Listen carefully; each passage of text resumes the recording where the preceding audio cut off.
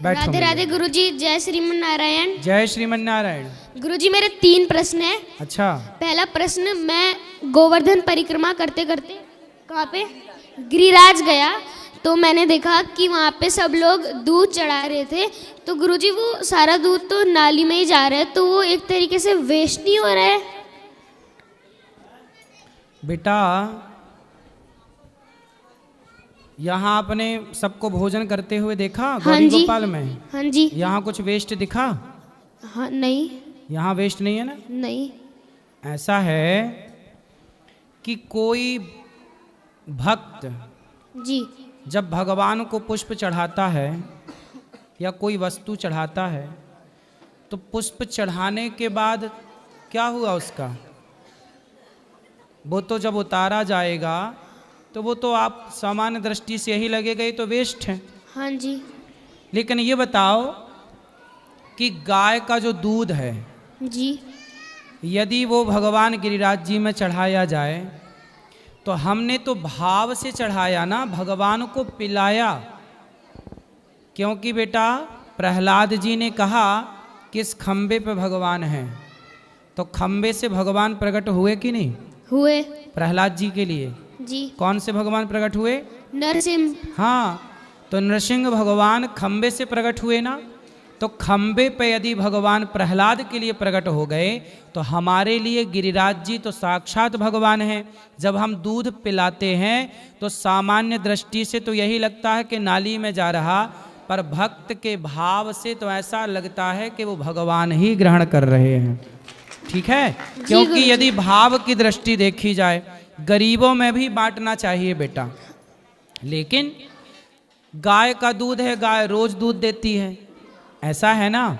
शराबी शराब पीता है, तो शराबी जब शराब पीता है तो बताओ शराब यदि 100 रुपए की आती है या 50 रुपए की आती है तो वो शराब पीने वाला पैसा वेस्ट कर रहा है कि पैसे का सदुपयोग कर रहा है? वेस्ट कर रहे हैं। वेस्ट कर रहा है जी। तो फिर किसी शराबी से ये क्यों नहीं बोला जाता कि आप पैसा क्यों वेस्ट कर रहे हो शराब पीकर? वो पैसा किसी गरीब को बांट दिया जाए, किसी की भूख मिटा दी जाए।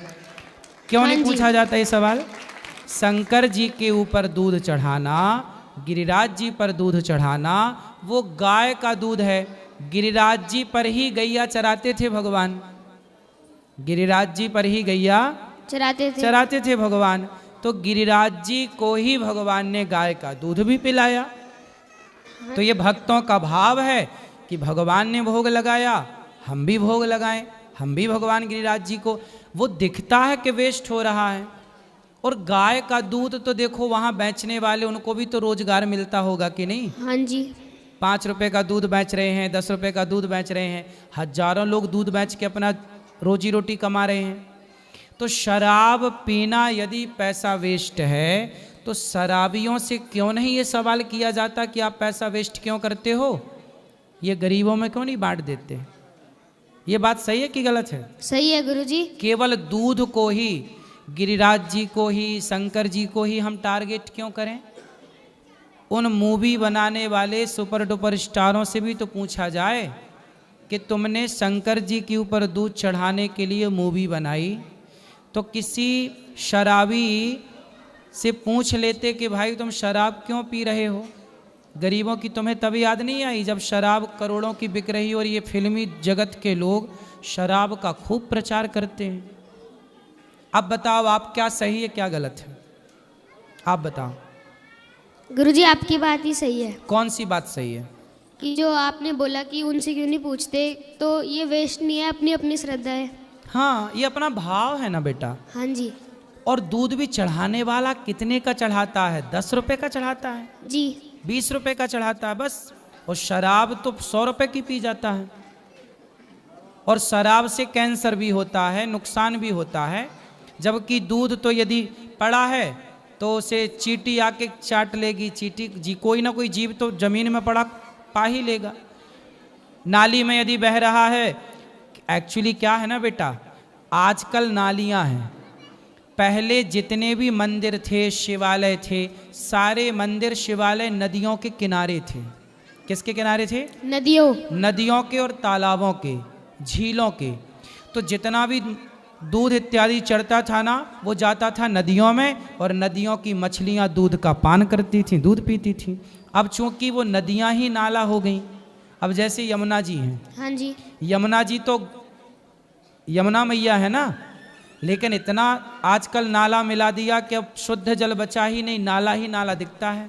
ऐसे ही ना बेटा, बहुत सारी नदियों को, जैसे शंकर जी उज्जैन में है महाकाल, वहाँ क्षिप्रा नदी है।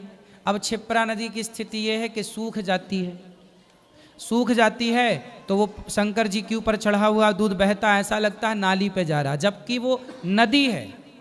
पर नदी की स्थिति अब नाले जैसी हो गई। तो दोष तो हम लोगों का है ना कि हमने नदियों की रक्षा नहीं की, हमने नदियों को नाला बना दिया। और नदियाँ थीं तो मछलियाँ थीं, मछलियाँ थीं तो दूध वेस्ट नहीं था, मछलियाँ पीती थी। आप बताओ सही है कि गलत है? सही है गुरुजी। क्या सही है? यही कि अपना अपना भाव है, जो चढ़ा रहा है उसे चढ़ाने दो। चलो अब दूसरा प्रश्न। गुरुजी मेरा दूसरा प्रश्न ये है कि मैं जब पढ़ने बैठता हूँ या पूजा करता हूँ तो मेरा मन बहुत भागता है गुरुजी, लगता नहीं है। तो कोई बात नहीं, मन का स्वभाव ही भागना है। ऐसा है, मन सबका भागता है, मेरा भी भागता है, आपका भी भागता है, आपके माता पिता का भी भागता है, और यहाँ जितने बैठे हैं ना सबका मन भागता है। बस आपको इतना काम करना है कि मन भागे तो मन को भागने दो, मन के साथ आप मत भागना। यदि आपका मन भाग रहा है तो भाग, मैं नहीं भागूंगा तेरे साथ। यदि मैंने अपने पे कंट्रोल कर लिया तो मन कब तक भागेगा? एक दिन आएगा छतरी के नीचे, कंट्रोल होगा, कहाँ जाएगा भाग के? इसलिए मन को साधो बेटा, ये प्रैक्टिस से होगा, अभ्यास ने तो कौन्तेय, अभ्यास करो। धीरे धीरे आपका मन आपके कंट्रोल में होगा। कैसे होगा? आपको लिखना आता है? हाँ जी। तो आपने लिखना कैसे सीखा? धीरे धीरे प्रैक्टिस करके। प्रैक्टिस की ना? हाँ जी। साइकिल चलानी आती है? जी। सीखे कैसे?